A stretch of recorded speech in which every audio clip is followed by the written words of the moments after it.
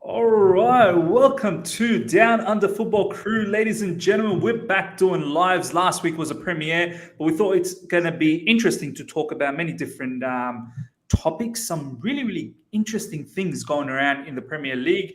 Obviously, Chelsea on top. Ole Gunnar Solskjaer is in massive trouble. Arsenal, Brighton. I actually watched that game, and I've got a lot to talk about. I want to hear what Scott has to say about this because finally you've met a particular team that is quite decent, I have to say. Very decent. And I must say, yeah, we'll keep it. We'll keep it. We're not going to go into deep right now. We're going to talk about Spurs, obviously getting a crucial victory against Aston Villa. And we're going to talk about Mo Salah and, Liverpool and City. I saw the highlights of that game. These two are the real deals. I think after that is all the other teams. For me, Liverpool and Man City are the real deals. But before we get into all of that, ladies and gentlemen, let's talk to our panelists. Scott, my man, how you doing? Doing well, mate. Doing well. Nice to be here with you boys. Always makes my Monday night. Brilliant. RJ, my man, how's things?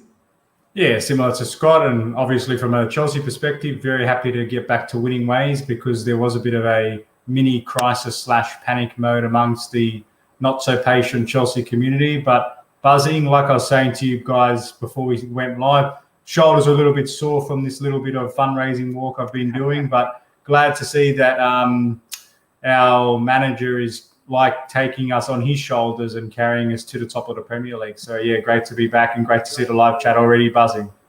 100% declared, saying, how was your golf session today, Miz? Yeah, man, I mean, got the Ben Shermans on. There we go, right there. Yeah, I do look like a bit of a golfer, but I can't play golf at all. I don't even understand how to play it. I don't understand the game at all. So, yeah, got the look, but definitely don't understand it. Ladies and gentlemen, we've got nearly 30 people live already. Let's keep up with the likes today. This is so crucial for the growth of the channel and also the growth of the boys and their channel as well. Smash the like button. Get those likes up to 30 straight away. We're going to keep a track of the likes. If we can get to 100 likes for the stream, as I always like to get, I think that's a great achievement. You guys love coming into the channel on a regular basis. So let's get those likes up. We've already got 13. Let's get to 30 straight away. And check out the boys and their socials in the description. But also check out the pinned message. You will have the link to their channel. It's a Football Thing podcast. Basically, you click it and it goes and you can subscribe. And please make sure you subscribe to the boys. Let's help them get to 500 subscribers. We are going to, every now and then, basically chase that down throughout this particular stream. Okay, before we start, I'll always like to do this. Shout out to the live chat. Legs Rooney, thank you so much for joining. Fayaz Fadint, thank you so much for joining, my man. Jonathan Jitro, man, you're awesome. Honestly, becoming a top supporter of this channel. Do appreciate this. Tumo CLA, thank you, Hayes, for joining. VJ for Sports, honestly, my man, great to see you. I can see you in the comments as well a lot. Post the streams, which is fantastic to see. Almighty Blues FC, good to see you, my man. Declared, as always, our Aussie brother is here. David is here. We've got Alex Grocio here. Murad Idris, thank you so much. Need a Perth rep on here. Murad, I did notice your message the other day on Instagram. Look, we'll have a chat. I haven't done too many of people from outside yet. I'm just a bit weary about that because there has been incidents prior where I don't know who the person and I bought them on, and it's not worked out always. So I'm a bit weary about that. At the end of the day, we are running a channel and we want to give the best. So Murad, happy to chat to you on Instagram, and if you're keen, just show me any sort of experience that you might have as a content creator, and that way maybe we can talk about it. But let's get straight into this first topic. I think it's only I suppose right to talk about Chelsea on top. This is where we're going to start. This is the right place to start, ladies and gentlemen. Scott's already given the glare. He's not appreciating one bit, but it is what it is. Ajay, I'll start with you, my man. Look, it was a bit of a shaky sort of situation between the Man City, the Juve, and even before that, none of the performances have been A-class. we got the crucial victory against Southampton. We had to sort of bounce back off the back of the two losses, and they were poor losses as well. However, we find ourselves on top of the league going into this international break. I personally think we haven't really even touched the surface of being good so far in the season, yet we are top of the league. RJ, how do you feel? Just say it again. We are top of the league. Just press that on repeat. We can keep rolling this back. You know, we should just forget the rest of the show, just clip that and pack it up. No, pack it up. We've been, for those that are new to the channel, and if by off chance they haven't seen your show or they haven't checked out any of our content, the thing that we like to be here is pretty reasonable with our analysis. And like you said, we had some pretty underwhelming performances, not just results against City and Juventus, but the performance in themselves have been substandard and, you know, downright poor at times. And I think it was important, as I wrote in my piece for Talk Chelsea, that it was all about the bounce back ability. And it's just about demonstrating that this was not a systemic problem, but more about a minor blip. And the context was we obviously versed two high quality teams. Not that it's an excuse, but it's offering perspective that it wasn't like it was against Young Boys or Sharif or any sort of minnow club. So for us, it was very important that against a team like Southampton, who haven't had the best of starts in the Premier League, we had to show them the necessary respect because they have travelled and gotten points against both the Manchester clubs, who are obviously the top end of town as well, along with ourselves. So for us, it was really just important that we approached this game and started fast, which has been a bit of a problem for us in recent times. And most of all, take our chances when we create them. I'm not going to say it was a perfect display by any means, but what I will say is I was very pleased with a lot of elements of that match. There was a lot of fresh faces. There was a lot of intensity from the new boys that were keen to prove a point that, hey, we're here too. Don't just put us out in the cold and forget about us. Because one of the key qualities we've spoken about with Chelsea in particular is around squad depth. But squad depth is only important if you use it.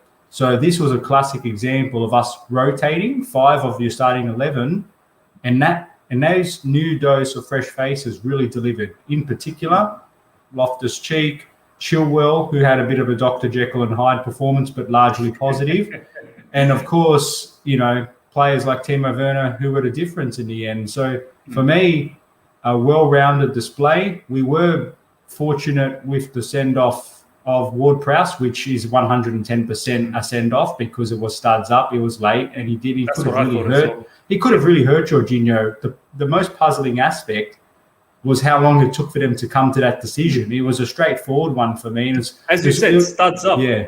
It was almost as if they were looking for a way to try to get out of giving it a red card. I was getting really nervous because we saw that disallowed goal for the second one for Timo Werner. By the way, first RJ, one, go on. That disallowed goal, let's talk a little bit about that quickly before we go to Scott.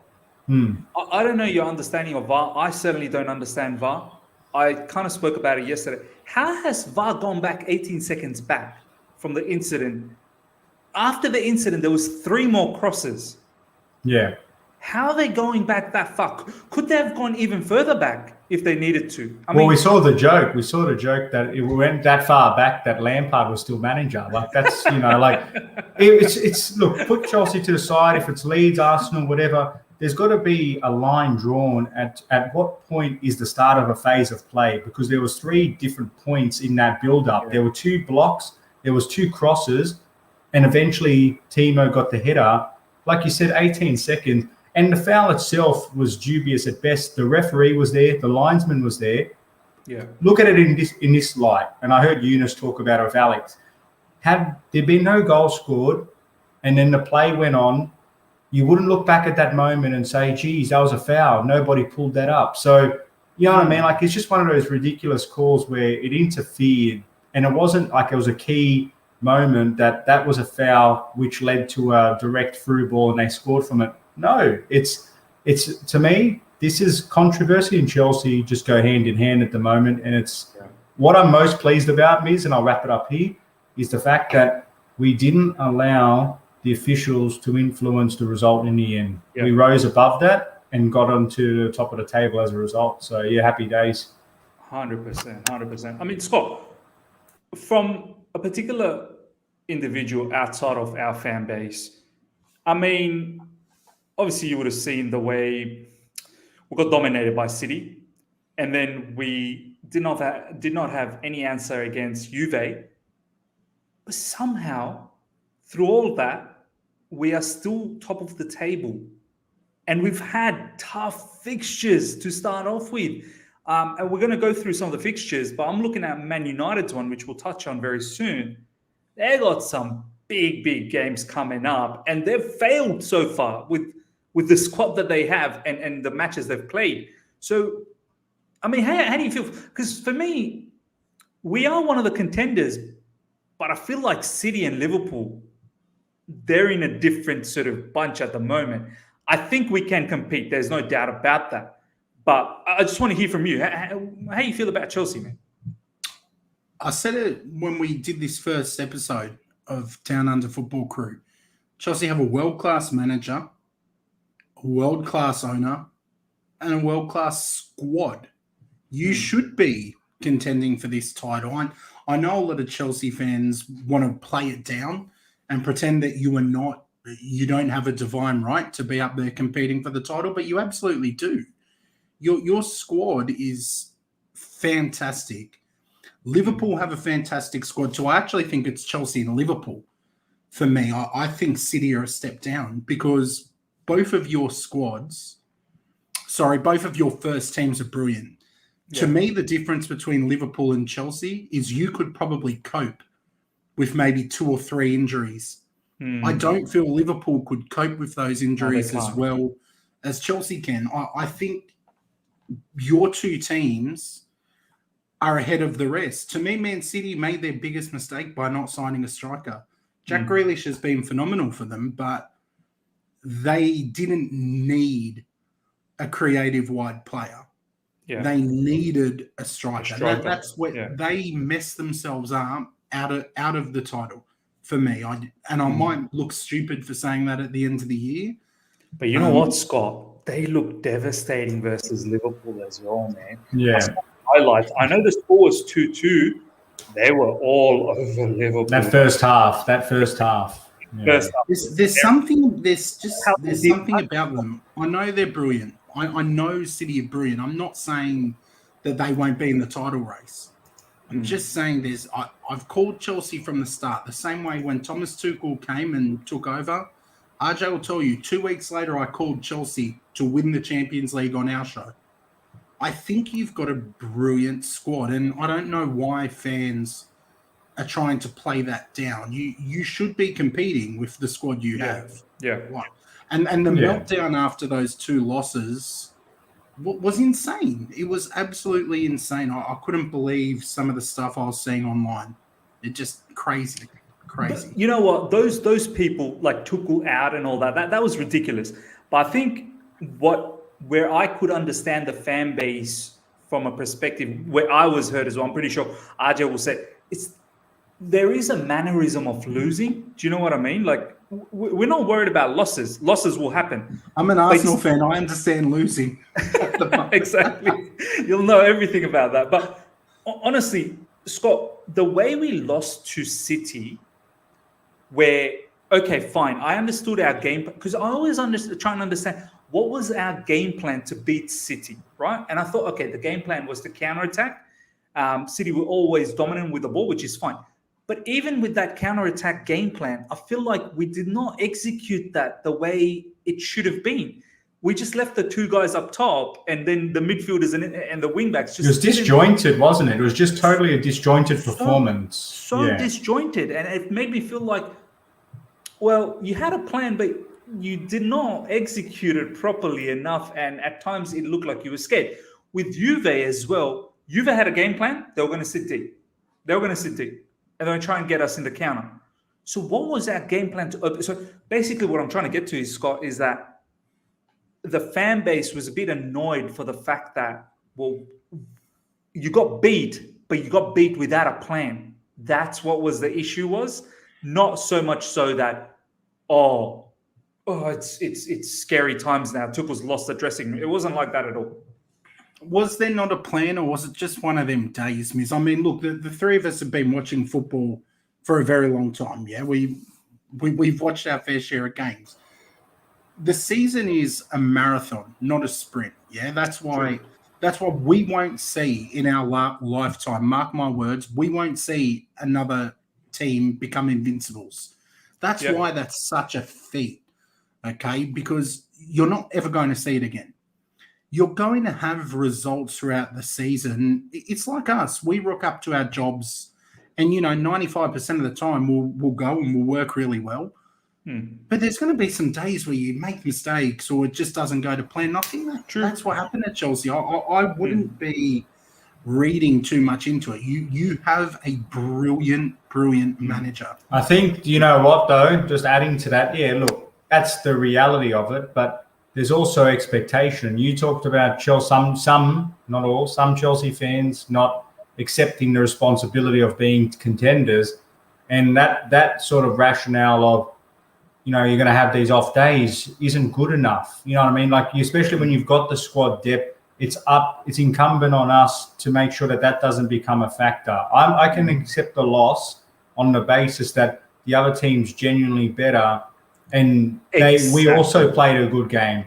It's not that City weren't better because they were far superior, but our standards and our performance was just not good enough. Yeah. So again, Juventus is another one where there were totally contrasting types of teams, yet we had zero solution for either. So for me, I think criticism is fair because we have the quality where we can demand better performances. And I think that's what made that so frustrating, because we know that on their day, this team can do it. I know you're saying that we weren't on our day, and I accept that, but we don't have the same limitations like a Liverpool or another team where their first 11 are the best 11, and once they get a few injuries, the wheels start falling off. But we've got plenty of backup wheels. You know what I mean? So they shouldn't have that. And you know what the other factor is?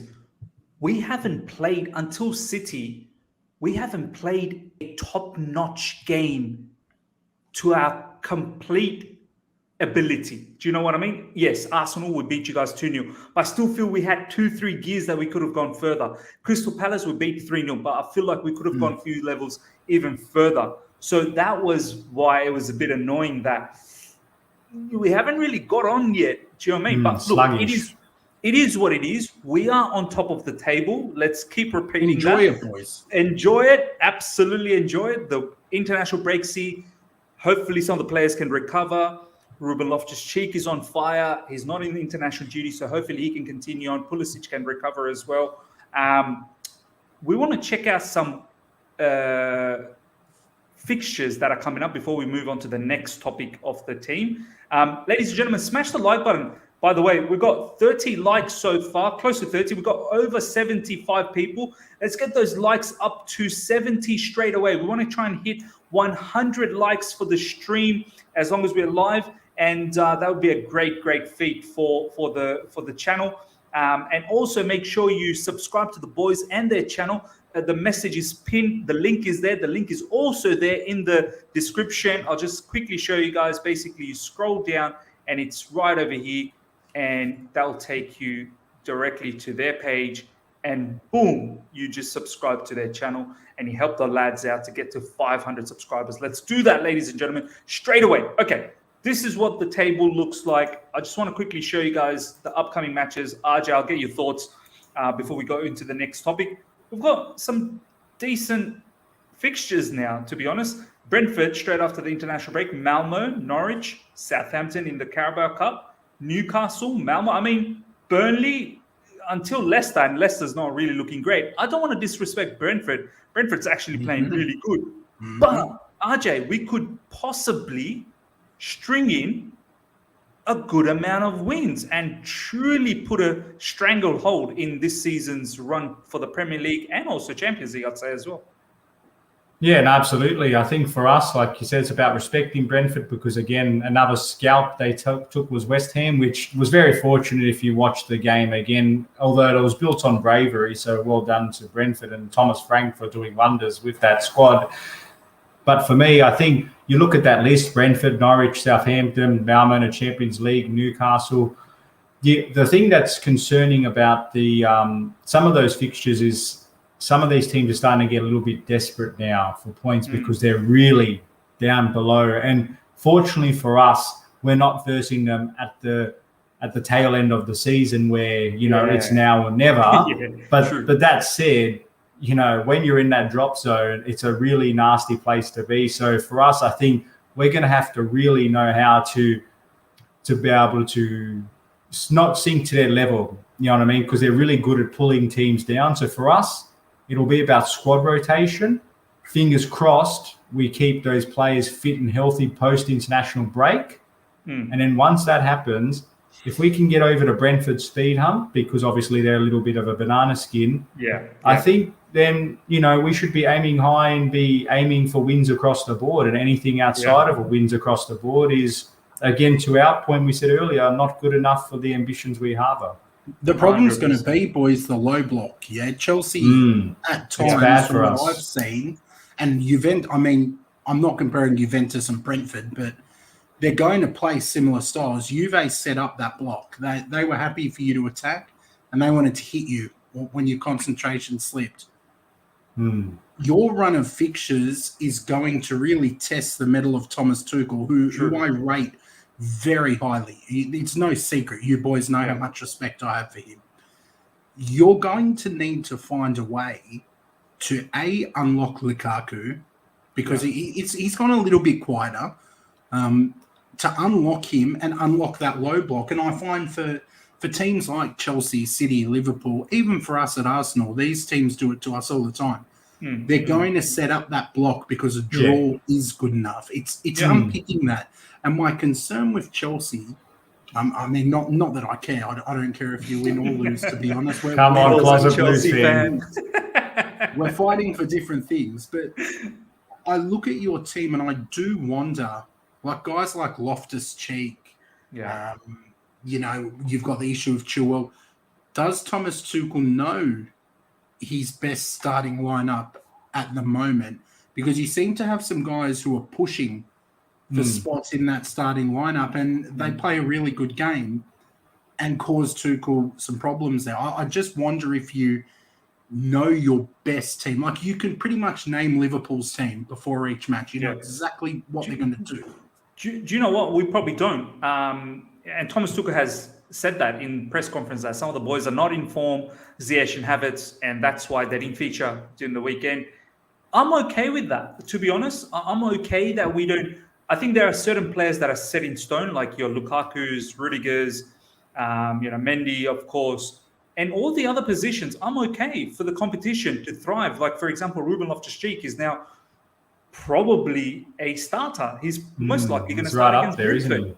He's most likely going to start against Brentford because some of the boys have gone to international duty, and he'll stick around and he'll train with Thomas Tuchel. So I'm okay with that. I just as RJ said, we have got the depth in our squad to fill two big teams. So there should be no excuses. We should go out there. And we're not like the Liverpools that play the same 11 continuously. I wish we did have that. We just don't have that same output as Liverpool front three has. Do you know what I mean? Salah and Mane. Had we had a Salah and Mane who produces that many goals, I think you'd see a set sort of starting lineup for us. Because we don't have that, we do change things around and play on players that are on form. So that's the other factor. I wonder how that works for Lukaku, though. Like, think about it, right? You know, whenever Chelsea play, Lukaku's starting.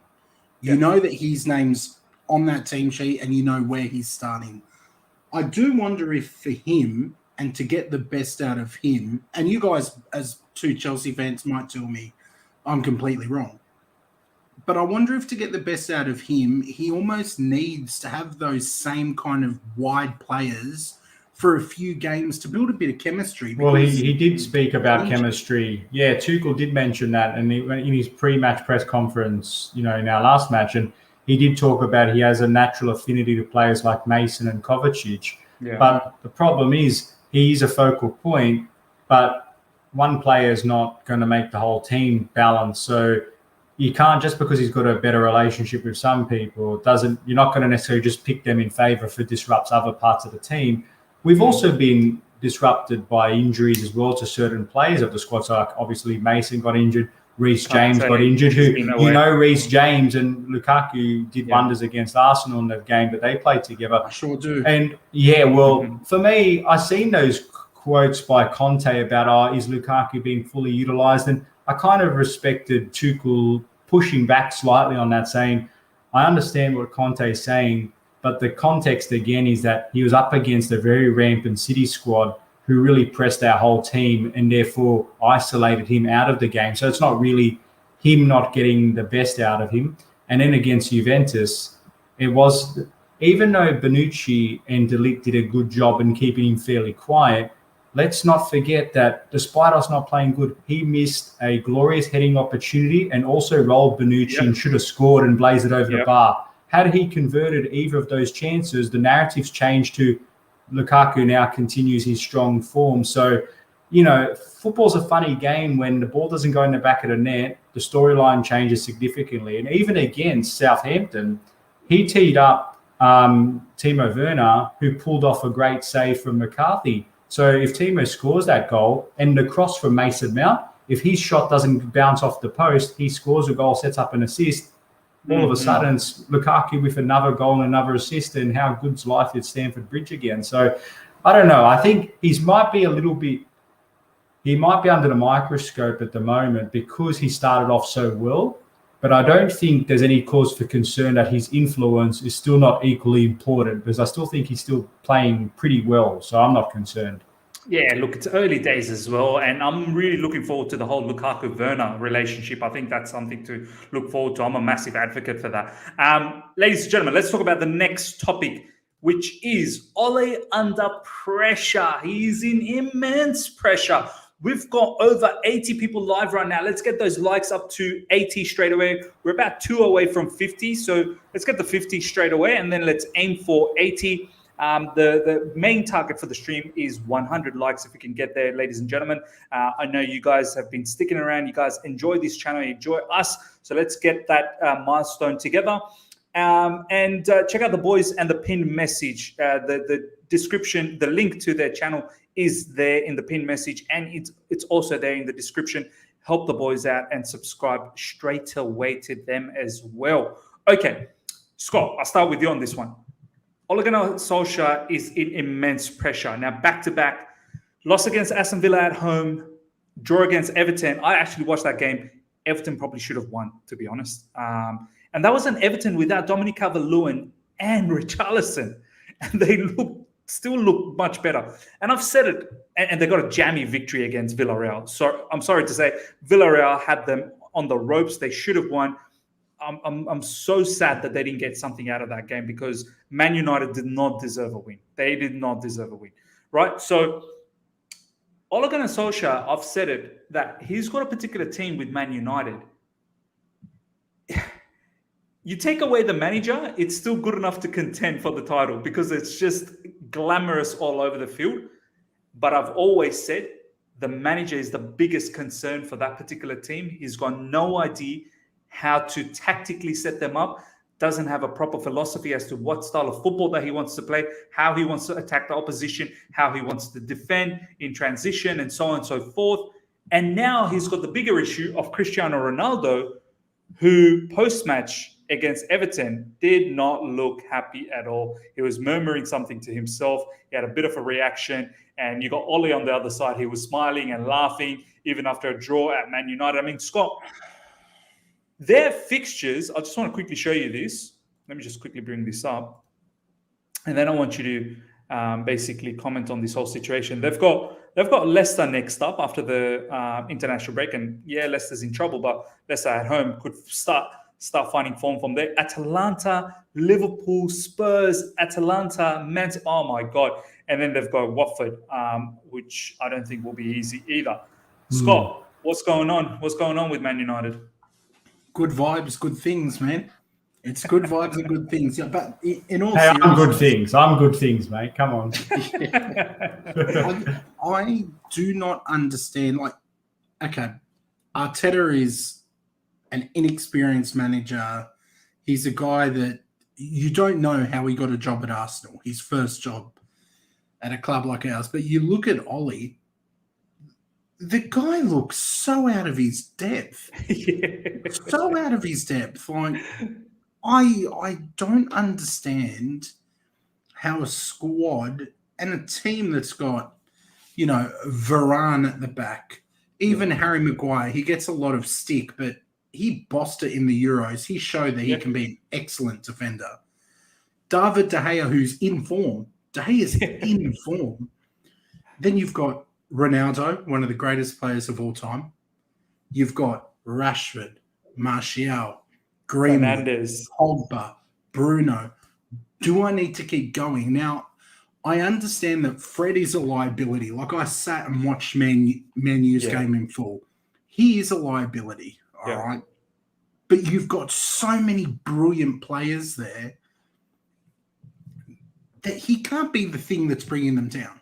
When you've got a team that's that good, one player cannot bring you down. It can't be. I know he was in fault for a lot of the things, and for Everton as well, he was in fault. But you're right, Scott. It can't be just Fred that's stopping you from being good. No. Surely not. Fred's a scapegoat. He's a scapegoat for their fans. Like, he's not a good player. Okay, I don't rate Fred. I wouldn't take him at Arsenal. But they've got more than enough. Like, Ollie didn't even start Ronaldo, which ruined my fantasy Premier League this week. Ruined my Premier League as well. That's why you didn't pick him. Thanks, guys. I think he saw that I put him in my starting lineup and boom. But I just don't get how he's still there. This is... Now, you're Chelsea fans. I'm an Arsenal fan. We all dislike Man United. But they are one of the powerhouses of global football. Yeah. How can this guy be in charge of them? I just can't get my head around it. Yeah, 100%. I mean, RJ, I found it strange that Ronaldo didn't start a Premier League game, a crucial game before the international break that they needed to win to finish off this particular, session before the break. And it's not like, they're setting the Premier League alight, and they just came off a loss last weekend against Aston Villa. That would not have gone down well with Cristiano Ronaldo. And there's already a power sort of battle there with Ronaldo now being there. I just, honestly, with the fixture that we've just shown, I think Ole Gunnar Solskjaer is in massive, massive trouble. With that team, if you're unable to string a good number of victories and be a title contender, I don't know. Is it too early to say they're not title contenders as long as Ollie's there? Like, what's your thoughts? Yeah, that's a good point. And look, Scott, I definitely echo similar sentiments as him. And we do speak about it with our co-host from the IFT pod of Rob, but he's a pretty balanced United fan, which I can't say that's too many of them. For me, while they do lack a bit of that steel and guile or a bit of enterprise in that centre midfield area, which is obviously an important part of the pitch, there's still a quality outfitter all over. And I agree with Scott. Yes, Fred isn't United quality in the context of all the other great players they do have, but he's also not on his own. It is a team sport, and unless he's the goalkeeper fumbling the ball over the line each time that you can't legislate for, there's still enough good players, even with that counter-attack. Yes, Fred should have barged him off the ball, and Gray did a great job, and whatever.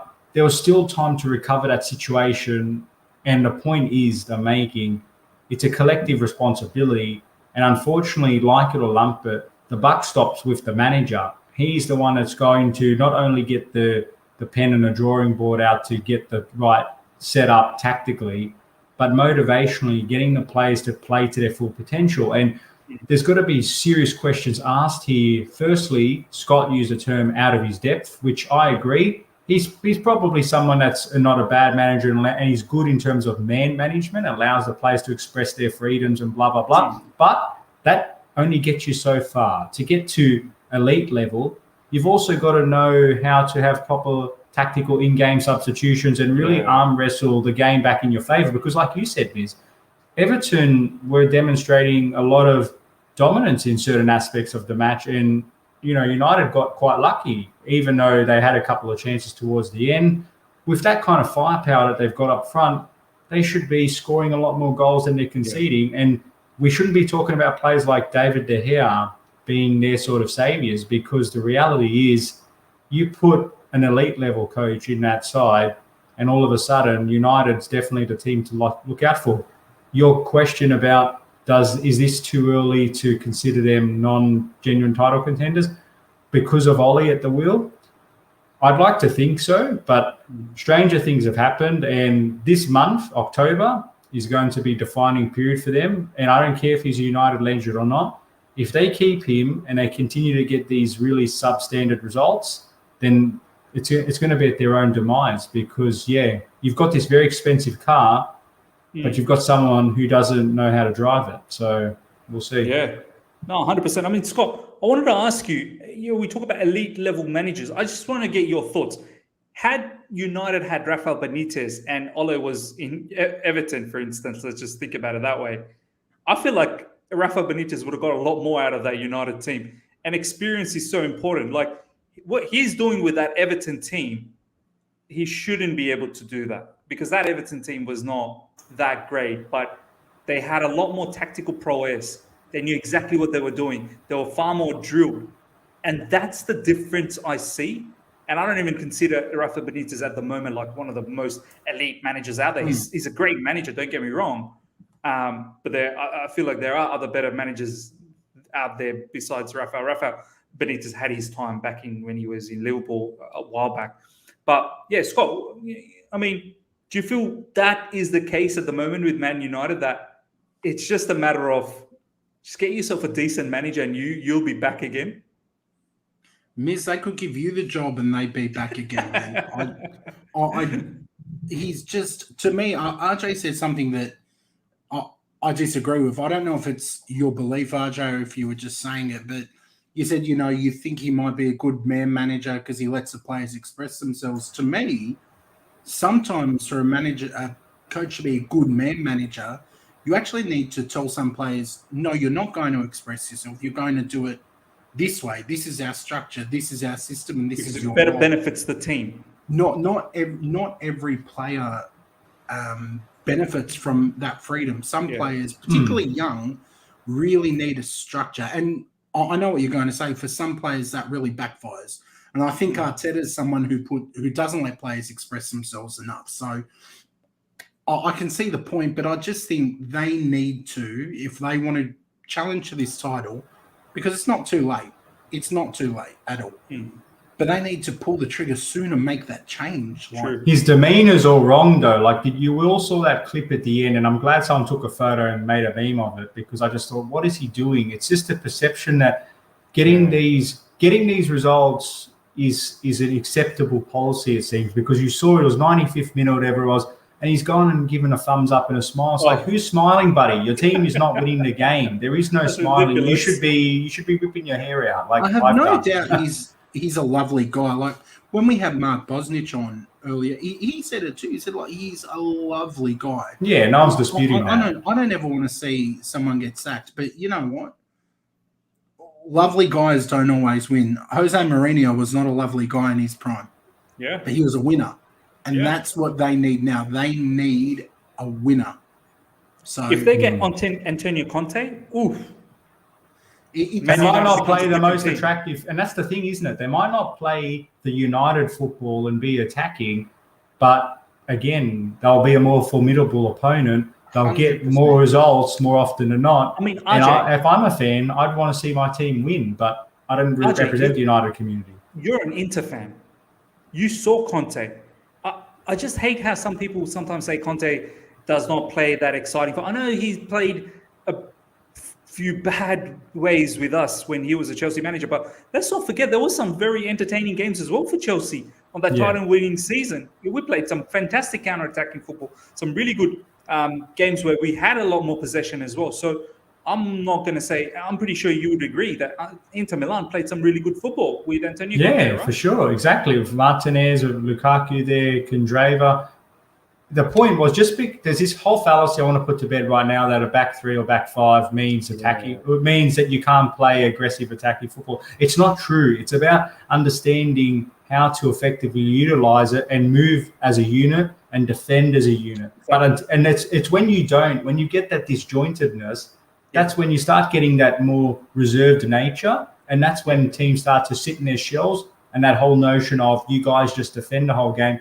It's not like that. Like you said, at Inter Milan, we were a very, very exciting team to watch. And just because you don't have a 90% possession like some teams do, I'd actually put the notion that sometimes having too much possession without any attacking intent is actually boring to watch. So, man, you know what excites me most? 3 points. Could not care how we play. I watched Arsenal for years under Arsene Wenger in the later years. We still played lovely attacking football. Yeah. We scored some of the most iconic and beautiful goals of the Premier League. But it means nothing. Possession means nothing if you don't come home with 3 points. Yeah. And quite frankly, if you said to me, Conte's going to come into Arsenal this season, he's going to get you definitely in the top 4, but you're going to play some really ugly football, I would say bring it on. Bring it on. Top 4, you're going back in Europe. Do you know what I mean? Like, you take 100%. That. And for United, he could propel them right into the title challenge. It is not too late. Titles aren't won in October. Yeah. But they could be lost. Even that, I don't think they're lost in October. If Ole stays on for another 10 more games and doesn't get the results, I think they're then out of the whole title, because 10 games is a lot of games on top of the games that we played. It's a rough run. Yeah, exactly. Varun, thank you so much for the super chat, my man. Ole should stay. All of us are happy. No Ole out. Absolutely. I mean, as long as they stay, then Man United's in the mud. We are going to talk about the next topic, which is Salah on fire. Fire. We've got 90 people watching live. We've got 60 likes. Let's get the likes up to close to 90, ladies and gentlemen. The aim is to get 100 likes for the stream, which will be a great achievement for us as a group. Please, let's get us to 100 likes. So get those likes up straight away. And if you're here for the first time, subscribe. Check out the boys and their socials, not only in the description, but also in the pinned message. The link is there. Let's help the boys get to 500 subscribers, ladies and gentlemen. Really, that would be much appreciated. That's all I can say. But yeah, let's bump those likes up. We're up to 62. Let's get 8 more likes, get to 70, and then we push for 100 from there on. Okay, RJ, Salah, Mo Salah. I didn't watch the game live. I saw the highlights. We'll talk about Mo Salah, but for me, Liverpool and City are devastating, man. They are devastating teams.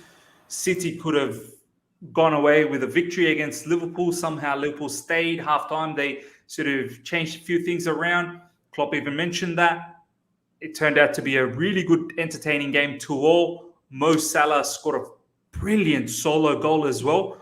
I mean, first of all, talk to me about, RJ, Liverpool and Man City. For me, I personally think, RJ, Liverpool and Man City are first top 2 contenders, and we are there. I'm not saying we're not there. We're there just behind them. We will be hunting them down. But at the moment, I feel like in terms of that quality as a group, because obviously Tuchel hasn't had us for that long yet. Pep's been there in City for a long time. Klopp's been there for a long time. They just look so. It's all like it's a crazy method. They just know what they're doing. Do you know what I mean? Talk to me about that, their title contendership credentials, and Mo Salah, man. I mean, this social media about every time Mo Salah does something, Eden has a comparison comes into play. I have to sort of say now, yes, Hazard technically is probably far more gifted than Salah, but Salah's stats are ridiculous. Let's be honest. Hazard's never made these sort of stats. I was just looking at the stats for Salah today again. It's insane, man. It's insane. Yeah. Premier League goals, assists, Champions League goals, assists. It's just his stats are far superior than Hazard, and that's a fact. But yes, Hazard, I feel technically is a lot more gifted than Salah. 2 separate conversations here. But yeah, talk to me about both of those things, man. Yeah, look, what a cracking game, wasn't it? It was, from a neutral's point of view, they are the benchmark at the moment in terms of general style of play and overall dominance compared to other teams. And I agree at the moment, for us, we are the challenger, they are the champions and champions elect, and it's up to us to bridge the gap between us and them, because the difference between us and them, if you want to put us as the challenger along with United, is the fact that those two teams have both had a manager that's been there for a lot longer to help better implement and ingrain his way of playing.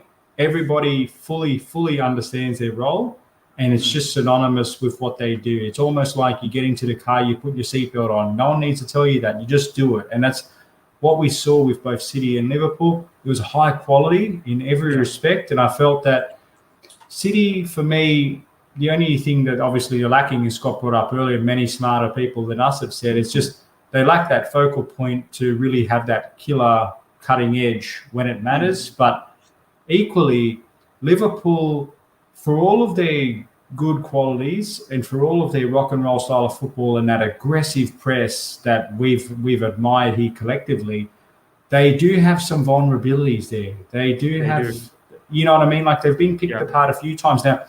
And I know it's not, let's revisit our game, but the reality is before the send-off of Reece James, we had 2, 3, 4 opportunities where we should have scored at least 1 or 2 more goals, and all of a sudden it's a different outcome. We had them. So they're a great team. They're right up there, but they're not impervious to being attacked by another challenging team like ourselves. So they are vulnerable to a key injury or two, and they've already lost the young Elliott, as we saw earlier in the season, unfortunately. But City, I still think that even though they were losing the match, the fact that they were able to pull it back against Liverpool at Anfield shows that they're a team that's not going to just roll over and succumb to a defeat. They're in a good patch at the moment. Yes, they lost to PSG, but PSG just played a really strong game, and Verratti was incredible.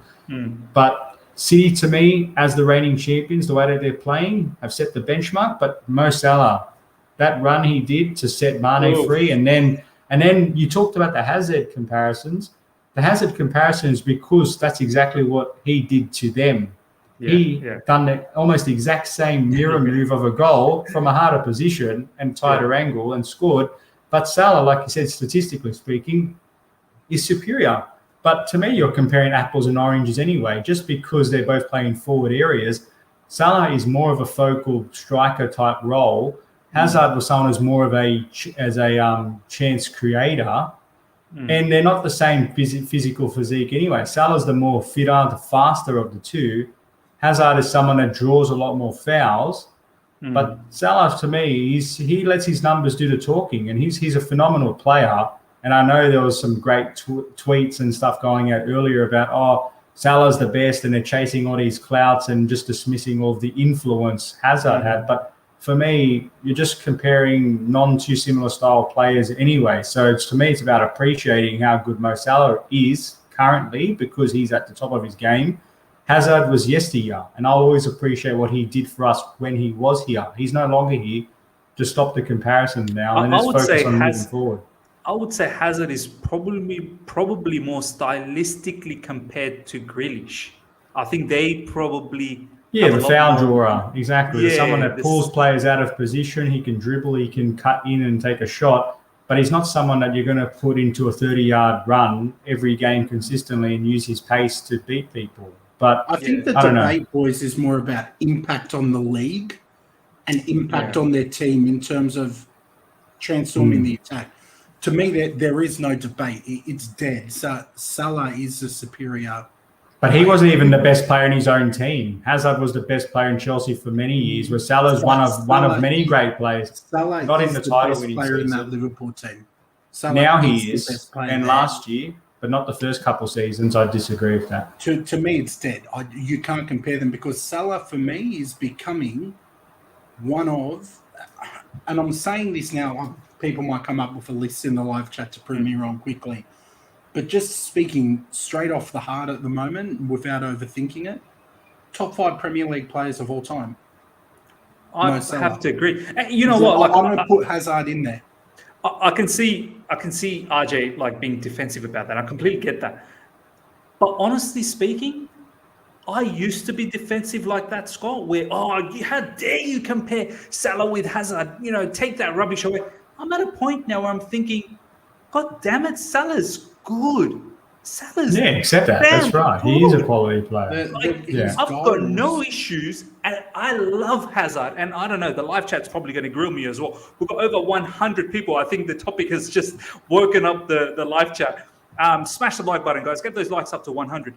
I mean, honestly, Scott, I love Hazard. Some of my best times of growing up, and the same with RJ, I'm sure. Growing up seeing Hazard, do you know what I mean? But I don't feel any shame right now. Maybe when Salah first came back on his first season where he banged in 32 Premier League goals. I remember my younger brother was saying, bro, do you think he's better than Hazard? And I said to him, come on, man, it's just one season, man. So what, 32 goals? I'm not going to say this after one season. And again. 5 seasons on, I have to say the numbers are just immaculate. Do you know what I mean? And as you said, the impact that he has for Liverpool as well. Not to say that Hazard didn't have that impact. Hazard did. But I'm at a stage, boys, I'm okay to say that maybe, and it is a debate. You got to look at so many things.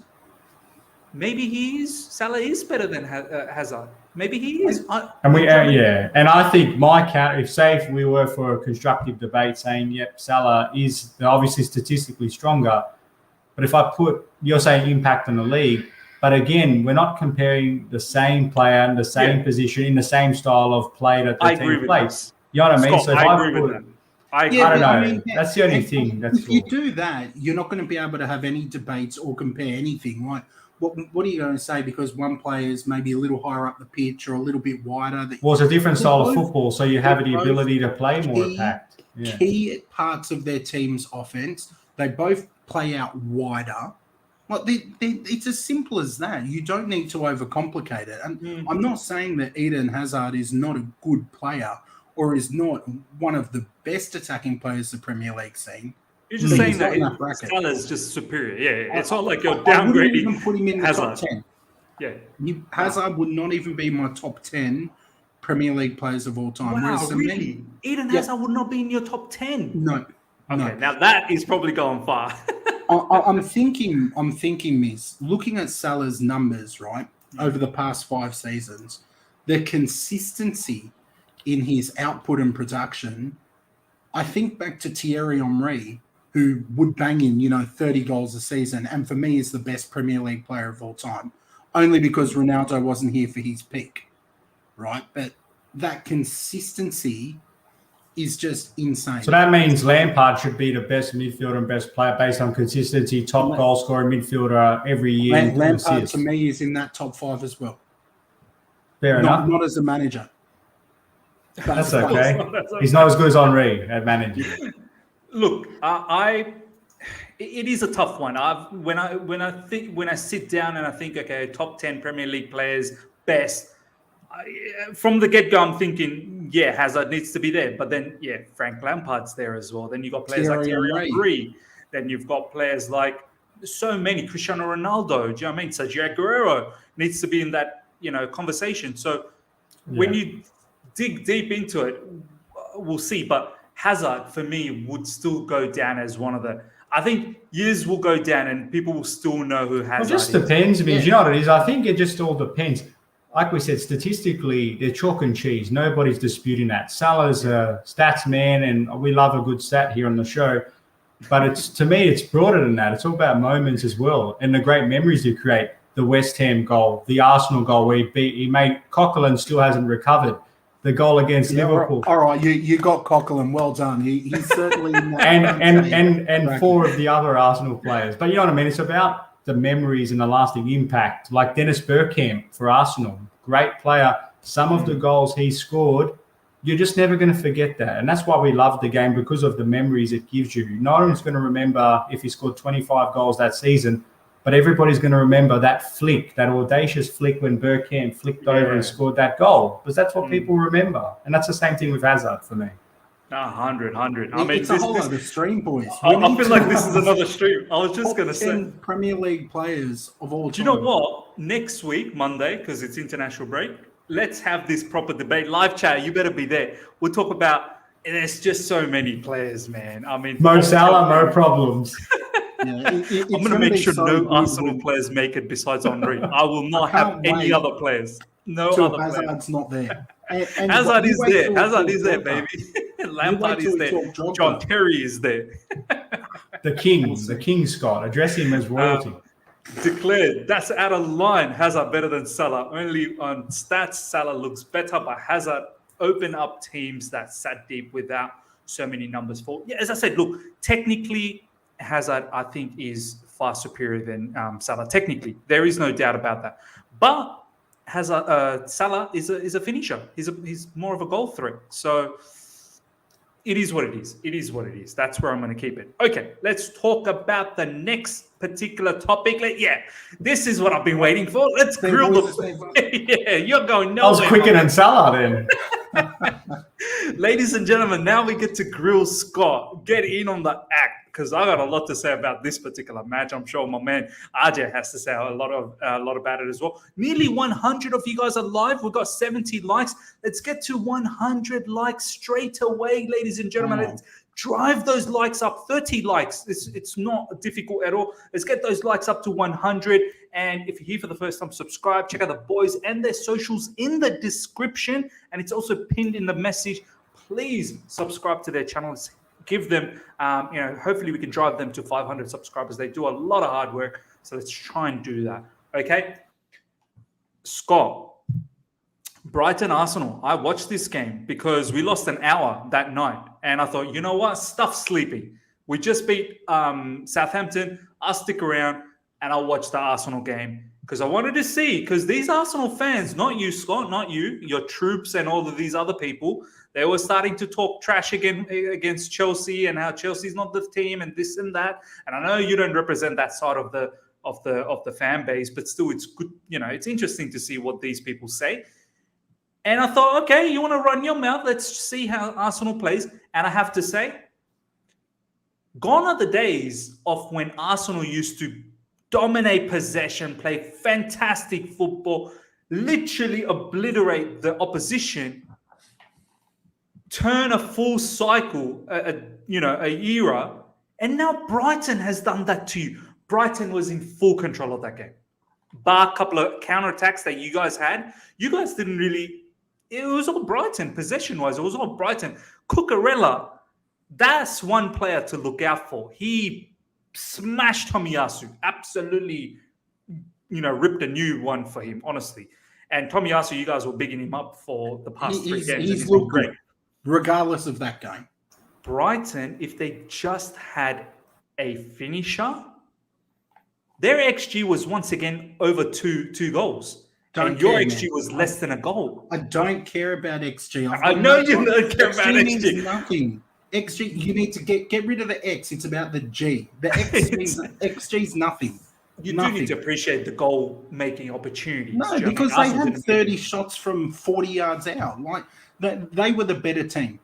Yeah, that they were better, right? By the way, XG considers long shots and all of that. It takes into difficulty of the shots and all.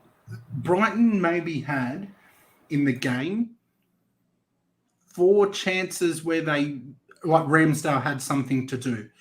I counted, there were at least, I was exaggerating before, but there were at least, between 7 and 10 shots that were just stupid shots, like shots that were never going in. You might get 1 in 100 and you've got your wonder goal. Well, they weren't clear-cut chances. They do. I saw them in your box a lot, man. I just feel like they didn't have a clinical player in the box to finish things off. Like, had they had a decent striker who's technical 100%. Enough in those situations, they would have ate you up. They really would have ate you up. But they don't. Yeah, and they're going to give a lot of teams problems. We're not the only team they're going to give problems to. They're going to test, and they have tested teams already this season. They're not relegation fodder.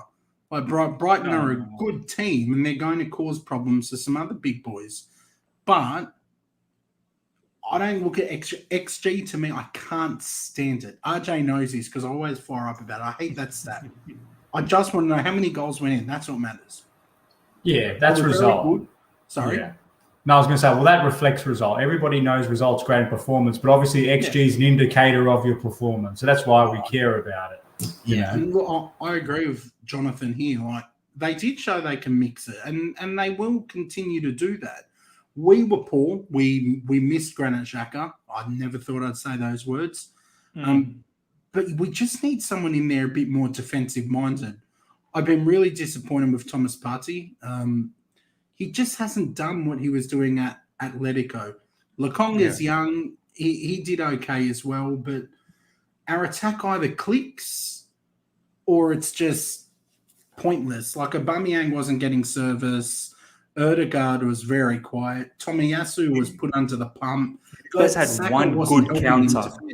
You had one good counter where and Smith Rowe needed to cut it back. What was that? Oh, look, he's young, man. He's a kid. He's learning. Right.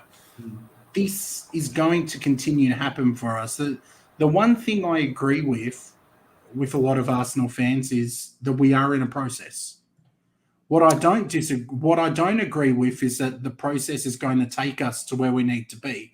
We've improved defensively. We've improved another clean sheet. Aaron Ramsdale looking superb. Great signing by all accounts at the moment. Good shot stopper. Yeah. He's done really well, and he's commanding the defense. He's a big part of I think it's 4 consecutive clean sheets. But it's the attack now. It seems like we had the attack firing, but we were conceding ridiculous goals.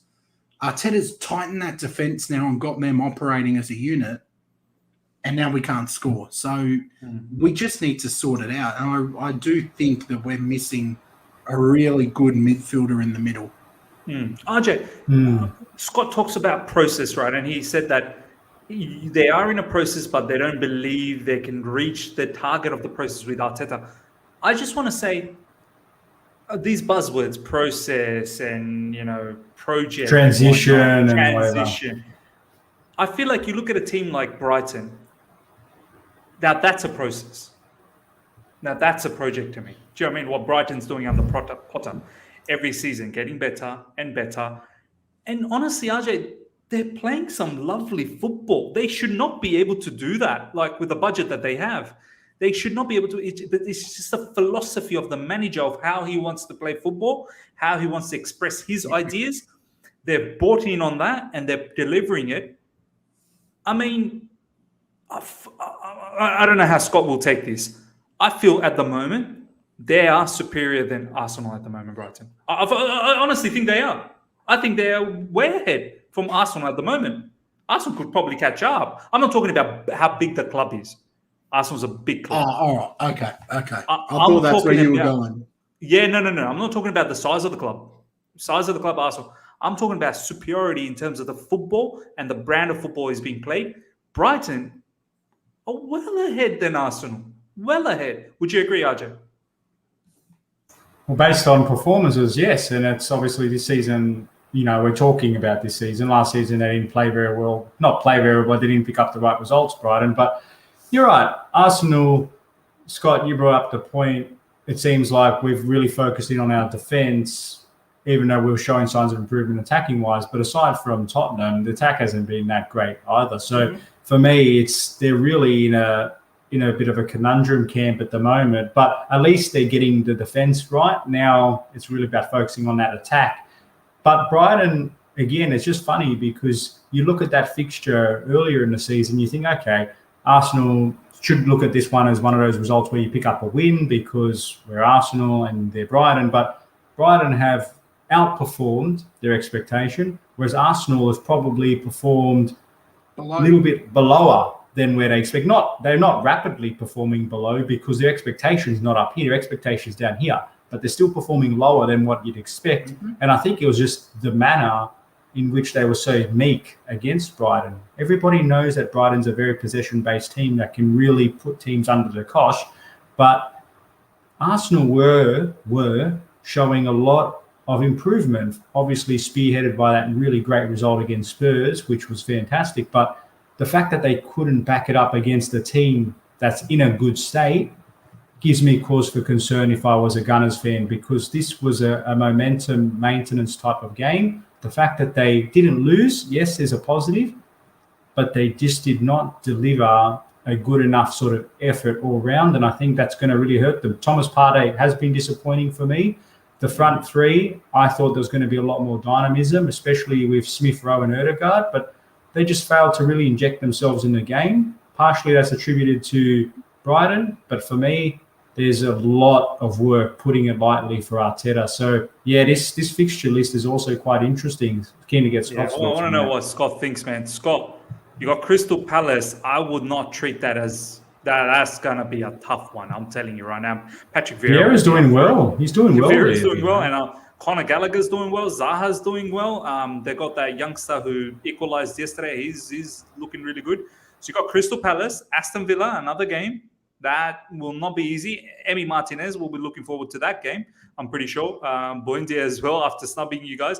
Leeds, they're a bit of a hit and miss, man. I'll see how you guys play against Leeds. Leeds, a team that I love watching, but at the time, whenever they come up against, top clubs, whether Arsenal's a top club or not, I don't know. That's up for debate as well. But we'll see what happens with Leeds. And then you got Leicester. Scott, how you feel about these upcoming 4 fixtures for you guys? Yeah, mate. Look, I think if they were Chelsea's next fixtures or Man United's next fixtures, you would say there are no easy results. This league, the reason it's the best in the world is because there are no easy matches. None. I think Crystal Palace will be a tough game. We should win that when you look at the teams on paper. But the game's not played on paper. And the fairy tale's there, isn't it, for Patrick Vieira? Who everyone said would be the first manager sacked. He's proving a lot of people wrong.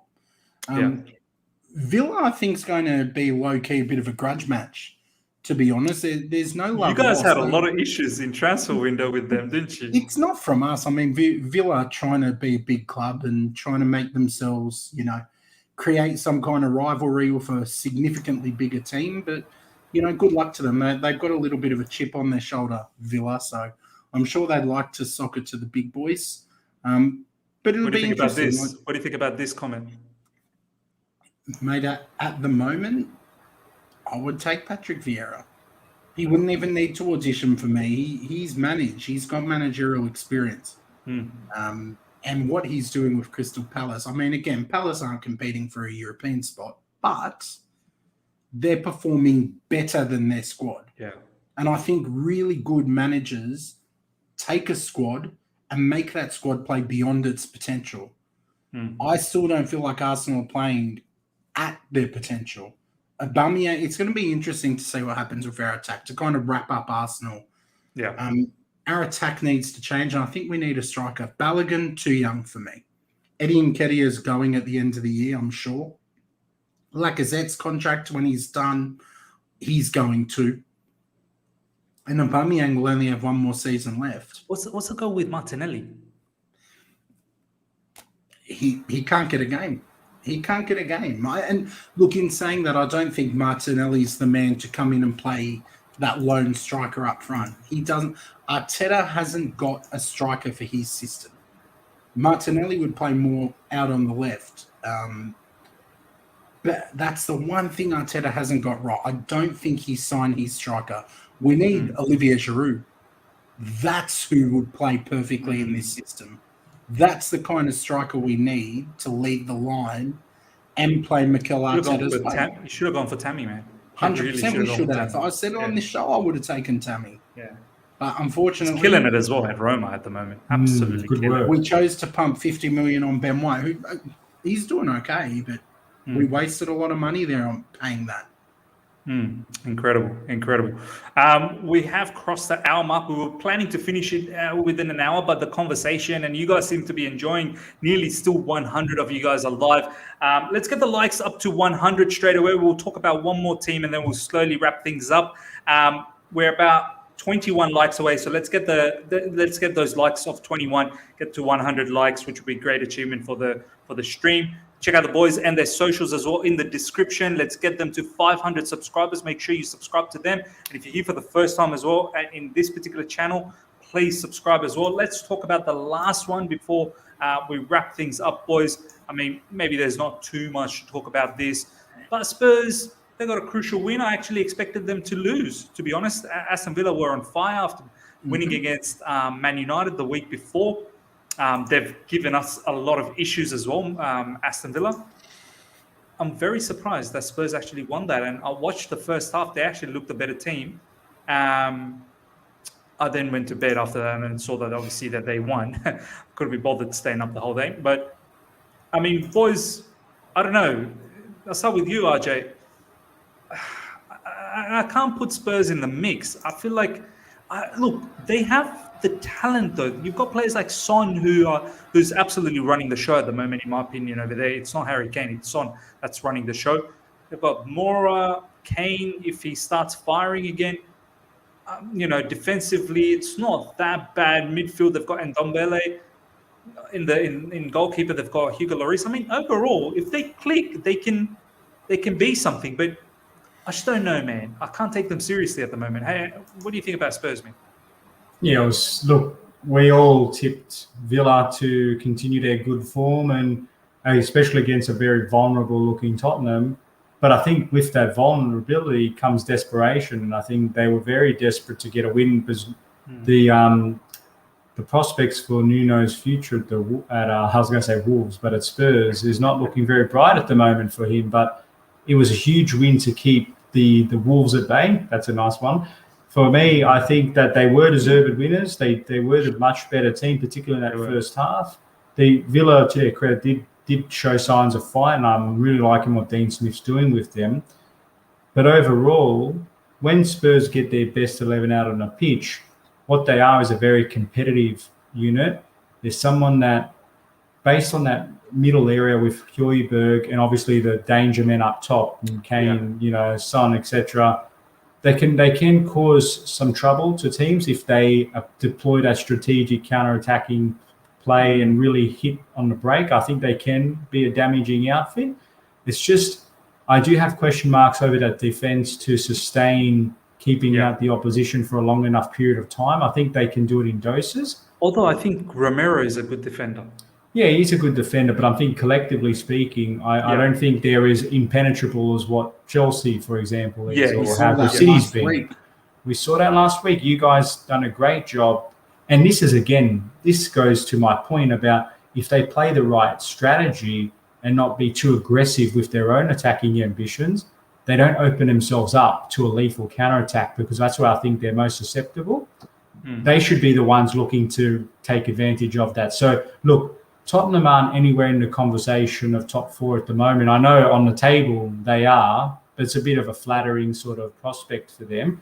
I just think if I was a Spurs thing, what I'd like to see is just that they continue to improve their performances defensively and show that this result against an informed Villa was not a fluke. So again, unfortunately for them, the international breaks come at the worst possible time to interfere with that momentum building. But yeah, I'm not convinced that this is a team that's going to sort of cause too many headaches. But they've surprised us before. Scott, I just read David Ornstein just put in an article today saying that Spurs are in control of Nuno's fate completely, and they put a clause apparently that if he doesn't get top 6, they have the ability to pull the plug on Nuno without paying the compensation on that. So it was, I think, a 2-year contract, but they can release him at the end of this season if they don't, and they don't have to pay out the last year of the contract. So I don't know, like all of that, I don't know how a player would, I'm sure all of these players would know exactly what contract and what's going on with Nuno. And I mean, if it's public knowledge to us, the players definitely know. And how Nuno's treating that, maybe Nuno is treating it very, strongly that he wants to do well. But when a player sort of looks at, this manager, if he doesn't get us top 6, then he's probably going to get, sacked and whatnot. I mean, how does that situation work out? Does it work out for the club at all? I mean, I know they don't have to pay any compensation if he doesn't come top 6, but I don't know in the long run if that really shows commitment from any sides, whether it's a player, whether it's the board, whether it's the manager. Look, I mean, it's a financial ploy by Spurs. You look at lots of teams that sack managers, and financially, they cop it. So I don't think it's bad business. Remember that Spurs were trying to recruit a manager for a very long time. They got knocked back by heaps of candidates. Nuno was trying to find a club for a while. He got knocked back by Everton. So I think Palace, for I think, Nuno, wasn't it? sorry, Palace as well, I think, wasn't it? I'm not sure about them. I definitely know Everton, but Yeah. I think for him, he signed the contract knowing it's there. And some people, coaches, players perform better when there's pressure and a deadline. So I mean, football management is pressure filled, regardless of where you are or what clauses in your contract. So I don't think that would be having an impact. I just think Spurs are suffering from having a captain and a target man who doesn't want to be there. Harry Kane doesn't want to be there. It's declared was right, and I don't say that often. But he doesn't want to be there. You can see it. They should have sold him. And the problem is now, come January, when they maybe say, all right, well, he's not buying him, we need to sell him, City aren't going to offer the same money. Not when the striker hasn't scored a few goals. I mean, what will he have scored by Christmas? Maybe 5? I don't think City will go back for him again. It's finished. And then who will? So Spurs then have to rebuild the relationship, which will be very tricky to do. Or Harry Kane's just got to be uncomfortable and unhappy for a few more years. It'll reach some kind of head, I think, at the end. No, 100%. Look, interesting to see what happens in all of that front. Here's a look at the Premier League table. Once again, Chelsea on top. Let's not forget that going into this international break. Liverpool just behind on 15 points. Man City on 14. Man United on 14. But honestly, it's the way that they're playing, which is scroll down. We'll scroll down. Everton is 14 points. Brighton on 14 points. Brentford 12. Wow. Spurs 12. West Ham. I thought West Ham was doing a lot better than 11 points, but interesting, they're 11. Yeah, that loss against Brentford really set them back, because if they had won that match, which, on balance of play they really should have, they would have jumped up to 6th or 5th even. So absolutely right. Aston Villa 10, and then there you go. Bad boy Arsenal 11. You're making a run. Only way is up. Only way is up, or maybe we could possibly. They're a shambles, aren't they, at the moment? Like, I know it's not nice to talk about, but that bottom 3, oh man, geez, Norwich is in real trouble at this stage. I don't know. I know I shouldn't put the red pen for anybody at the moment, but Norwich is relegated. It's an orange pen at the moment. Boys, let's just be real. Do you think? And I know we're about to wrap this up, but just a quick fire question from me. Yeah. I think Derby's. I'm sure. I don't know if it's Derby, but I think the lowest points total. Derby. 9 points, wasn't it? 9, yeah. I can't remember exactly. Derby, I think it was Derby. Do you think they will beat that? I don't. I mean, that's 3 wins, right? 3 more wins. Yeah. I mean, surely Norwich can get a win against... 3 wins or 9 draws? I think it's 11 points. Get a win against Watford. I think it's 11 points. Newcastle, I don't know. Like, do your best. It's 11 points, I think, for Derby. If it's 9 or 11, I don't think they'll beat it. I don't see them getting double digits. At the moment, it's difficult, man. They I don't know what's going on, man. I feel sorry for Gilmore over there. I'm actually going to do a video. I'm trying to reach out to a Norwich YouTube content maker who's, very good YouTube content maker. Operation Rescue Billy in January. He mustn't be good enough. He can't get a game for the team 20th. Well, apparently he was injured for the last one, but the one before that he was actually dropped. So we'll see. We'll talk about that. See what's going on. But ladies and gentlemen, this is what the table looks like. It's a happy days if you're a Chelsea fan. Moving into this international break, we're on top. Hope you guys have enjoyed this stream. We've gone for an hour and 20 minutes almost. Please, let's get those likes up. We're only 17 likes from 100 for this particular stream, which will be, as I said, great achievement. You guys are still sticking around. Let's get the 17 likes to get to 100 likes, which would be brilliant. And check out the boys and their socials in the description. Their YouTube channel link is also pinned in the message, and it's there in the description. Help the boys out, please, to get to 500 subscribers. It would be so appreciated, honestly speaking. Once this is over, click on the link and subscribe straight away, boys. Help them out. If you're here for the first time as well, subscribe. I'll probably won't be doing a live stream for next few days, but do look out for a lot of videos. So probably be dropping 2 Chelsea news videos on a day, one in the morning, one in the evening. So have your notifications on. I'll probably have a video out later today, a shorter video, probably about 10, 15 minutes max, about Ben Chilwell and the latest article that's out in that 30. How it's talking about how he's apparently disappointed in the lack of game time, which I find a bit strange because Tuchel was saying that he was mentally suffering. So how can you be mentally suffering, but at the same time hate the fact that you haven't been getting any game time and you're actually disappointed about your treatment? I just need to talk about that. So do look out for that video. And you'll know when I do next live stream. You'll all know well beforehand. The stream will be up. So until next time, everyone, hope you have a very good day wherever you are. Enjoy and see you guys soon. Bye.